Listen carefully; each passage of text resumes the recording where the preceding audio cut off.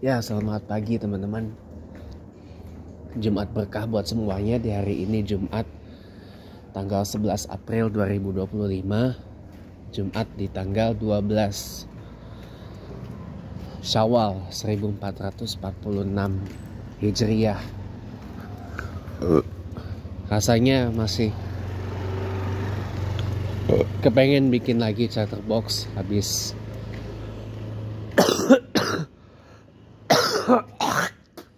hiatus selama 2 minggu lebih ya. Ya kangen sih, makanya jadi saya putuskan untuk ya bikin lagi di Jumat berkah ini sebagai pelapis dari konten obrolan Jumat berkah yang biasa saya bawa di hari ini gitu. Jujur di sini saya paling jijik dengan yang barusan ya. Pak Wisnu. Dengan yang namanya anjing liar. Itu jemaah tadinya tuh tinggal di bawah di Bulaksari. Cuma pindah ke sini karena rumah yang T1 yang satunya yang bukan di Hook itu dibeli anaknya. Dibeli anaknya, jadi beliau sekarang tinggalnya di sini. Gitu. Ya lumayan lah, beliau kan saya ada sepuh, tinggal di bawah, naik turun tangga kan kasihan juga lah gitu. Kayak di sini jadi pakai motor, kayak sepeda listrik gitu. Kayaknya tinggal di sini sekarang. Dibeli anaknya rumahnya. Satu hal yang saya jijik itu yang barusan, anjing liar, ya kan? Nggak semua orang itu berani sama anjing gitu loh. Jadi mestinya tuh ada tindakan lah dari pengurus RW 08 ya, perumahan Bui Bintaro Permai ini, Pesanggerahan ini. Bukannya malah istilahnya tuh meneng wae, bukannya malah diem aja gitu loh. Nggak ada tindakan apa gitu. Tapi susah sih kalau memang kita beraspirasi seperti itu kepada pengurus RW yang korup. Itu susah teman-teman. Kecuali kalau pengurus RW-nya nggak korup, itu mungkin akan ada tindakan. Bahkan mohon maaf lahir dan batin ya, saya bukan bermaksud apa-apa. Saya ada bongkar sesuatu aja ya. Ada kejadian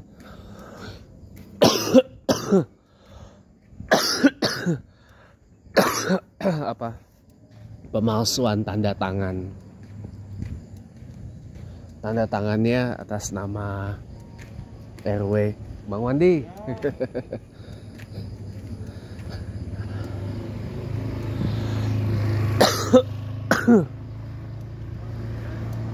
Tanda tangannya atas nama RW, tapi yang nanda tangan itu orang lain, dengan cara ngebikin tanda tangannya itu semirip mungkin dengan dengan ketua RW-nya. Itu kan nggak boleh. Dan menurut saya juga adalah hal yang sangat di luar etika gitu loh. Kalau yang kayak gitu. Itu udah sangat-sangat melanggar kode etik sebenarnya. Kalau udah ngomongin pemalsuan tanda tangan, pemalsuan dokumen, apalagi pemalsuan identitas, nah itu bahaya. Oke, welcome back. Jadi itu kan termasuk perilaku yang korup lah gitu loh. Ngerusak. Jadi yang dalam benak saya itu, kok bisa kepilih lagi tapi sebagai calon tunggal, nggak ada lawan. Satu karena memang ya Allah alam ya, kalau dari secara materi sih lumayan. Yang kedua kalau ngomongin backingan, waduh backingannya kalau boleh saya bilang, kalau kata anak Medan bukan kaleng-kaleng gitu loh, agak lain backingannya, ya kan? Kayaknya orang nggak berani tanding. Jadi kemarin itu uncontested pemilihannya. Jadilah makanya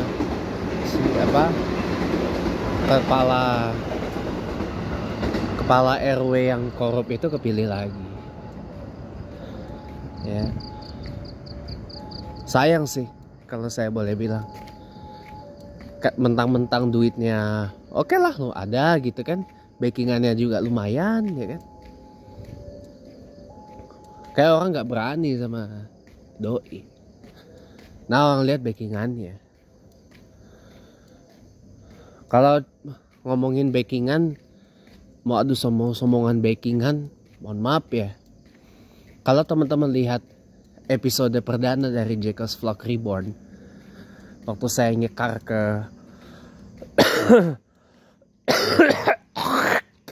Tanah Kusir sebelum Lebaran ya, sebelum puasa, sebelum bulan Ramadan ya, sebelum bulan Ramadan ya, teman-teman kan tahu siapa saya ya, latar belakang saya itu siapa. Bahkan saya pampangin di Facebook saya. Artinya apa? Kalau mau adu sombong-sombongan, saya lebih bukan orang sembarangan lagi. Ya. Lebih bukan orang sembarangan lagi saya. Ya. Tapi ya sudahlah, ya kan. Karena memang pemerintah kita juga nggak terlalu menghargai mereka yang berjasa memperjuangkan kemerdekaan Indonesia gitu ya. Ya udahlah, ikhlasin aja gitu.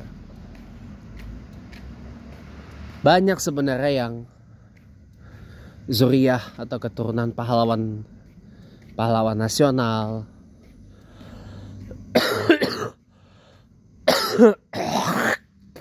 pahlawan revolusi, bahkan turunan veteran pejuang kemerdekaan Republik Indonesia. Tapi kan gak terlalu dihargai kan sama pemerintah. Yang dihargai sama pemerintah itu adalah satu, mereka yang punya duit. Yang kedua, mereka yang dekat dengan pemerintah, mereka yang dekat dengan penguasa. Itu doang yang dihargai. Dan tiga, mereka yang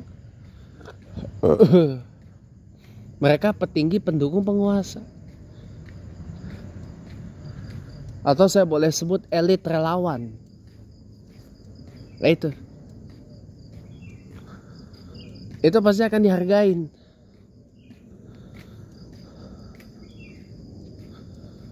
Kalau saya boleh jujur,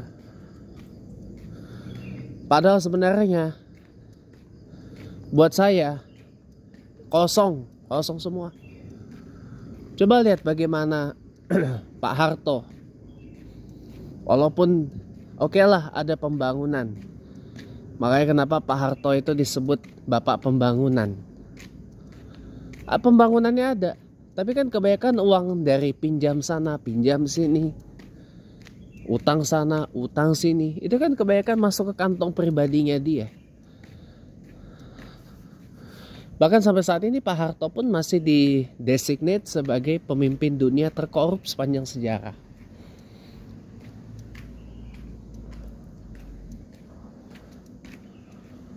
Ya.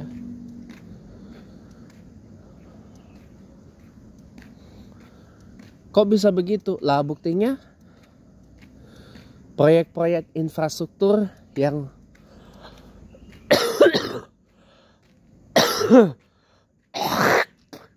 apa digagas, dibangun sama Pak Harto. Ketahuannya di eranya Pak Jokowi, ya banyak yang mangkrak. Ada beberapa yang mangkrak. Salah satunya adalah tol Becakayu, Bekasi Cawang Kampung Melayu. Dan ada satu waduk yang saya lupa waduknya apa.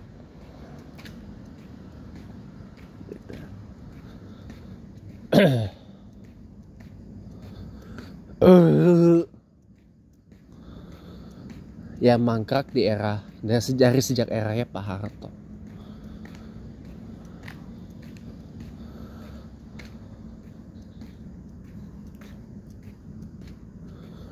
Ya pembangunan ada, tapi korupsinya gila bos.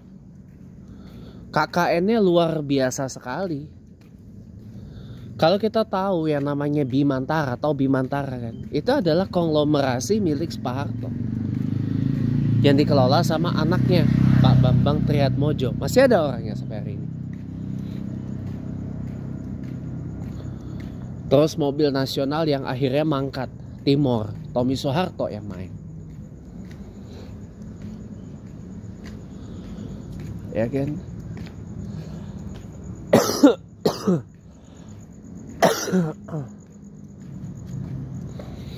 Bimantara Citra tuh yang yang punya RCTI sama SCTV awalnya.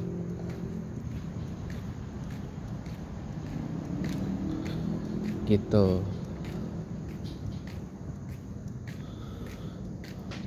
Tadinya RCTI dan SCTV itu adalah milik Pak Harto lewat tangan Bambang Triatmojo. Sebelum akhirnya dilepas. RCTI ke Haritanu Sudibyo, SCTV-nya ke Vovo Sariatmaja. Ya, RCTI-nya ke MNC atau ke Bakti Investama atau ya MNC Group lah. SCTV-nya ke MTEK, Elang Mahkota Teknologi.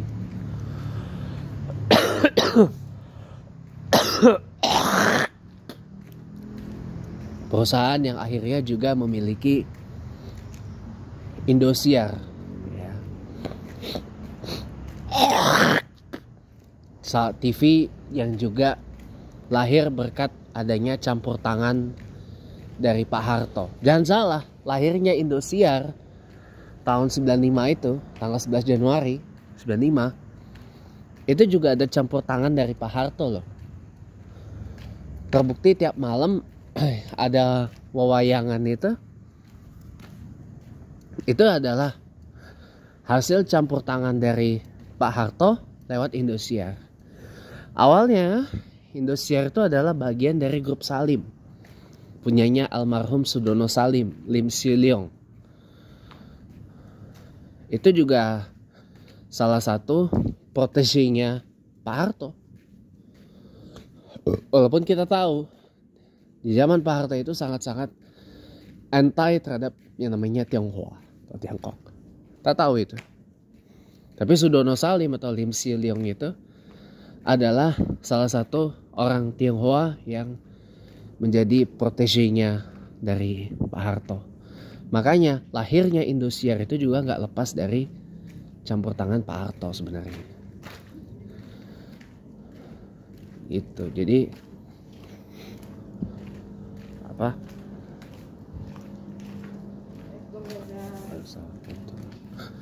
Jadi kita nggak boleh lupa sama sejarah gitu loh. Ada 3 TV di Indonesia yang lahir berkat, malah mohon maaf nih, kalau kita ngomongin TPI sekarang MNC TV, TPI itu kan awalnya adalah kalau boleh dibilang subsidiary atau anak usaha dari TVRI.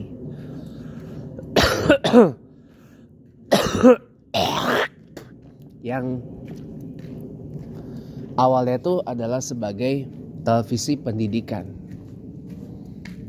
TV pendidikan, educational television, ya, TVRI, tapi untuk pendidikan sebenarnya. Sebelum akhirnya jadi TV hiburan umum, begitu lepas dari Pak Harto. Ya, setelah lepas dari Pak Harto memang TPI itu menjadi TV hiburan umum, jadi sama kayak RCTI dan SCTV, ya, sampai akhirnya jadi MNC TV. Itu sejarahnya kalau mau tahu ya.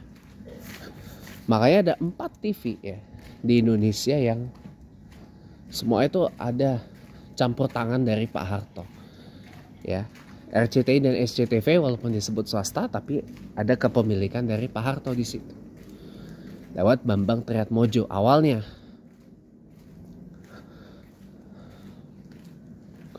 Indosiar pun sama. Lahir juga ada campur tangan dari Pak Harto.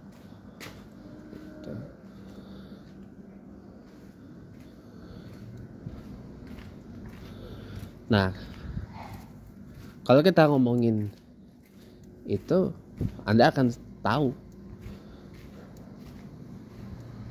ya.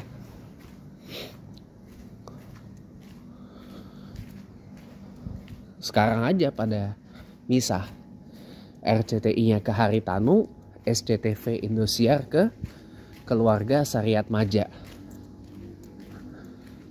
SCTV sejak 2005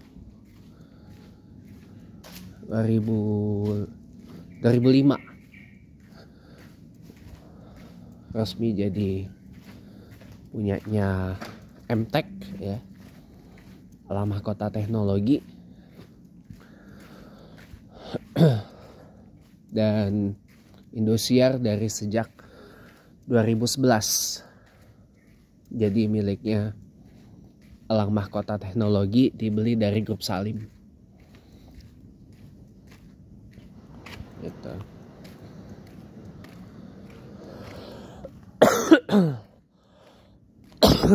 Cuma semenjak Indosiar ini jadi di bawah MTech, hancur, gak seperti dulu gitu.